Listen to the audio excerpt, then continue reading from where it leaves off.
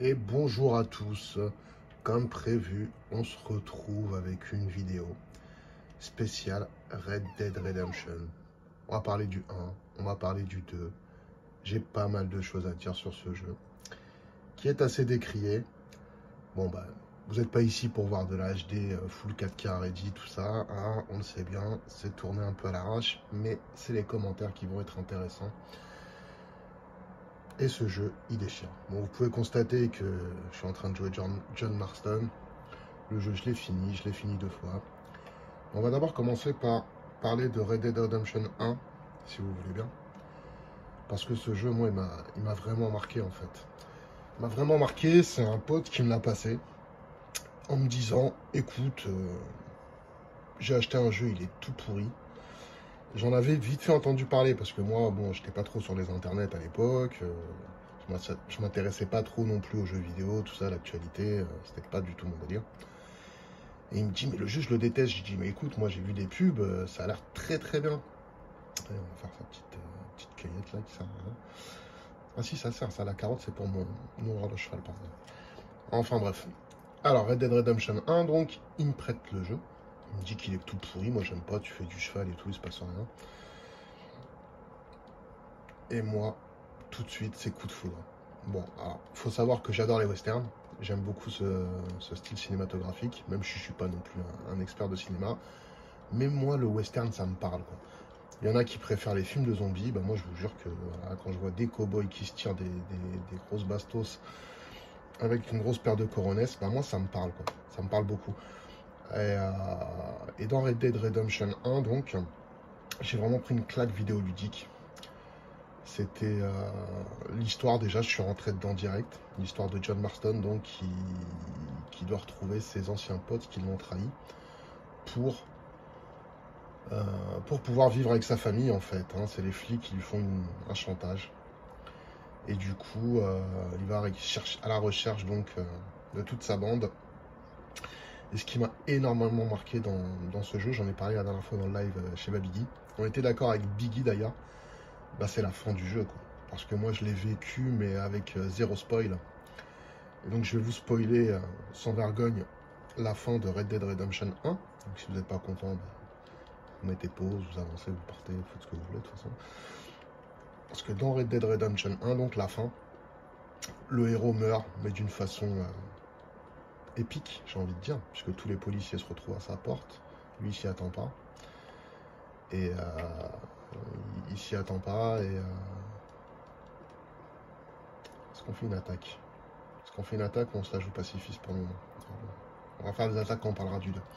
Allez, je poursuis ma petite histoire. Donc, on était sur la fin du jeu. Donc le héros meurt, il se fait tuer par les flics. T'es déchiré, quoi. Tu te dis, putain, c'est vraiment des bâtards.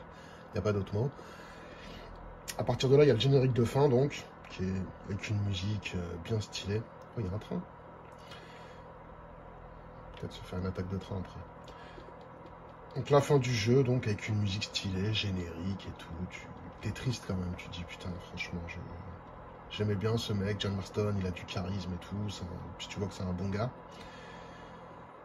Et, surprise, le jeu reprend.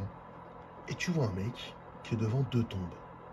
Et moi, je suis un peu con-con, hein, j'ai pas compris sur le coup. Il y en a, forcément, ils ont tilté direct. Moi, je suis, mais c'est quoi? Qu'est-ce qui se passe? Je prends la manette, le mec, il bouge.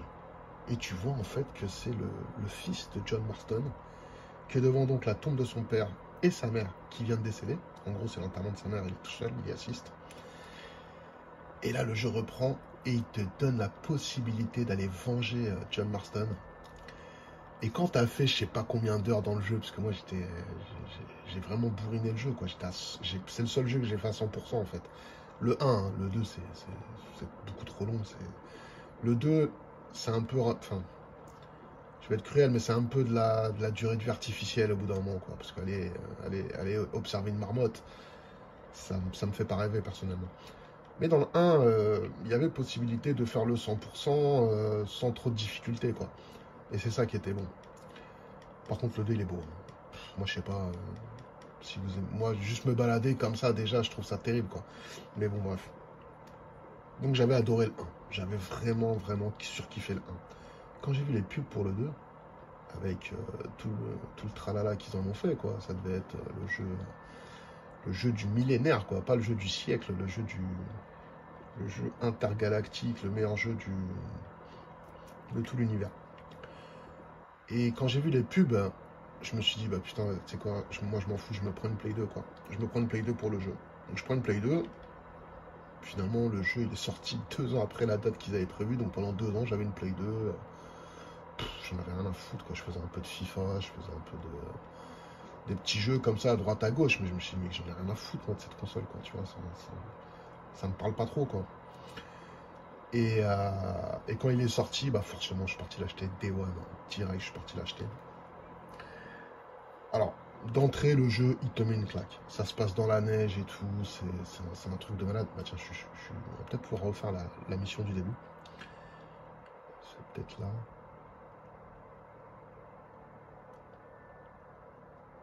Est-ce que je suis dans les bons menus? Bon, ça c'est mes sauvegardes anciennes. Je sais qu'il y a un menu pour refaire la mission. Je vais essayer de le trouver. Alors, peut-être là, progression. Histoire. Chapitre 1. Voilà. Je pense que c'est ça. On va jouer la mission. Super. Et donc, je l'ai pris et d'entrée, bon, graphiquement, c'était une claque absolue, quoi. C'était une claque absolue. En termes d'ambiance, de réalisation, je vais pas tourner en rond. Moi, j'ai vraiment kiffé. Mais il y a des trucs qui m'ont vraiment embêté dans le jeu. Alors, la première chose qui m'a vraiment fait chier, en fait, c'est le héros du jeu. Quand tu as fait le 1 et quand tu l'as poncé, le héros du jeu, en fait, il n'existe pas dans le 1. Et du coup, bah, forcément, tu sais qu'il va mourir. Tu sais direct qu'il va mourir, quoi. C'est limpide, c'est clair, il n'y a pas de surprise, le mec meurt. Bon, déjà d'entrée, ça me fait chier, quoi. J'aurais préféré jouer Dutch, où le gars, il a un vrai charisme, il a une vraie prestance, il a une vraie personnalité. Et alors, non seulement tu sais qu'il va mourir, mais en plus, moi, je trouve qu'en termes de personnalité, bah, il est super léger, le mec, quoi, le mec qu'on joue.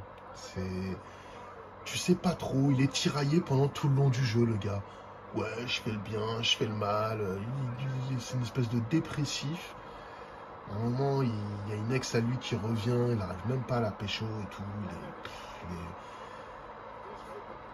En termes de charisme, moi je trouve qu'on est vraiment 2 crans en dessous de John Marston et 5 crans en dessous Dutch, quoi. Donc ça me fait chier.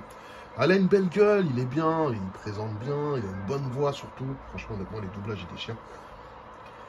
Mais en termes de profondeur du personnage, on n'arrive pas à le situer. On ne sait pas ce qui lui arrive. Parce que pendant tout le long du jeu, donc tu es un méchant, tu fais des braquages, tu tues des gens. Mais monsieur, il a une espèce je sais pas, des remords justement, la rédemption, quoi. Mais la façon dont c'est tourné, ça m'a pas trop plu. Le deuxième point hyper négatif, c'est que notre pote là, il attrape une espèce de tuberculose pendant tout un tiers du jeu, en fait. Tu te retrouves avec un personnage qui est malade, qui fait que tousser, qui a des grosses cernes, qui est dégueulasse. Et ça m'a fait chier, quoi. Ça m'a fait chier de jouer un mec qui est malade. Ça m'emmerde, parce que dans un western, normalement, putain, c'est Clint Eastwood. C'est un mec badass, quoi. C'est pas un gars qui a la tuberculose et qui tousse toutes les 2 minutes, quoi. Crash poumon qu'il l'appelle un mec dans le jeu. Et ça, c'est un truc qui m'a vraiment ennuyé, le coup qu'il soit malade et tout. Donc après, il meurt, forcément, le truc téléphoné, quoi, tu savais. Bon, tu récupères John Marston, ça m'a bien plu quand même. Ça, j'avoue, ça a reboosté le jeu quand même quand tu récupères John Marston. Mais le gros truc qui m'a hyper déçu quand j'ai récupéré John Marston, un gros manque par rapport au 1, bah, c'est qu'il n'y a pas le Mexique. Mais comment tu peux faire un jeu de western, tu mets pas le Mexique? Le Mexique dans Red Dead Redemption 1, c'était une épopée incroyable. Tu participais à la guerre civile, il y avait des canons, il y avait des trucs. Alors là, il y a des trucs super sympas dans le jeu, hein. Tu te retrouves sur une île, tu te retrouves... c'est vraiment, vraiment cool, hein, en termes d'histoire, en termes de réalisation. Sur l'île de Guarana, je crois, c'est mortel, regardez Dutch. Moi, Dutch, c'est un perso que je kiffe, j'aime bien. J'aime bien ce mec. Et en plus, il a des... J'aime bien parce que c'est un personnage qui a des convictions, en fait, et qui s'y tient. Parce que dans Red Dead Redemption 2, il y a toute une espèce de métaphore. Enfin, pas de métaphore, c'est pas le bon terme. Mais d'un point de vue historique, en fait, c'est des mecs, si tu veux, qui refusaient la modernité. Qui voulaient absolument conserver leur liberté, en fait. Et c'est de ça que ça parle. L'instauration des lois, l'instauration de la police. Parce qu'à l'époque, dans l'Ouest sauvage, il n'y avait pas tout ça, quoi. C'était toi et ton gun, et il n'y avait pas de règles. Tu pouvais crever, un mec qui te tirait deux bastos, il se barrait avec son cheval, c'était fini pour toi, quoi. Et eux, c'était vraiment, ils étaient, Dutch en l'occurrence, il était vraiment attaché à sa liberté. Et en l'occurrence, il veut du fric, certes, mais pas uniquement pour le flamber en ville. Non, il veut du fric pour vivre librement. Et après, on peut discuter effectivement du bien, du mal, de la façon de l'obtenir. Ça reste une ordure parce qu'il vole des gens et il tue des gens, on est d'accord. Mais il a quand même certains principes qui sont plaisants des fois. Il a des discours et tout. Où ça parle. Ça parle, c'est profond, quoi. Et donc, je parlais du Mexique. Gros manque, le Mexique. J'étais dégoûté, quoi. Franchement, ça m'a vraiment déçu. Voilà, alors je suis tiraillé parce que ça reste un bon jeu, mais bien évidemment qu'il ne mérite pas toutes les notes dithyrambiques qu'il a pu avoir. 21 sur 20, on est où? On est où? Et moi, c'est vrai que le jeu, je l'ai acheté, je me suis fait hyper. J'ai pris une PlayStation 2, j'ai pris ce jeu uniquement par la hype des publicités, quoi. Donc, je comprends tout à fait, point de vue des puristes, j'utilise le terme, mais de façon noble cette fois, des puristes qui me disent ce jeu, non, c'est de la merde. C'est parce que en fait, c'est les mecs qui sont vraiment dans le jeu vidéo depuis longtemps dont je vous parle et qui n'aiment pas Red Dead Redemption. Au début, moi, je comprenais pas. Et j'ai parlé un peu avec eux. Je leur dis, mais pourquoi vous n'aimez pas? C'est quand même mortel, quoi. Et en fait, c'est un jeu tout public. C'est un jeu pour moi. Bon, déjà, tu es dans le western, tu as un GPS en bas. Bon, ok. Mais néanmoins, moi, ça me dérange pas. Puis en plus, tu peux l'enlever si vraiment tu veux faire le show. Tu veux faire le puriste de fou, tu peux enlever le GPS. Regardez-moi, c'est très... Comme ça, dans la neige, là, c'est avec la lampe torche. Moi, ça me parle, ce côté réaliste, quoi.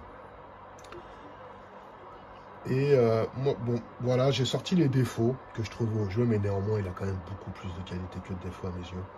Notamment les missions annexes qui sont à mourir de rire. On se retrouve dans des situations totalement ubuesques, avec des personnages bien déjantés, et ça, c'est le côté Rockstar que j'aime bien. T'es toujours surpris, en fait, dans le jeu. T'es toujours surpris. Il y a énormément de missions annexes qui limite sont même mieux que la mission de base. Et ça reste bien cool. Alors, pour tout vous dire honnêtement, je sais pas comment je vais finir cette vidéo, hein, en mode freestyle. En plus, j'ai annoncé un petit teaser, ça faisait genre pro, mais pas du tout, nous entre poteaux.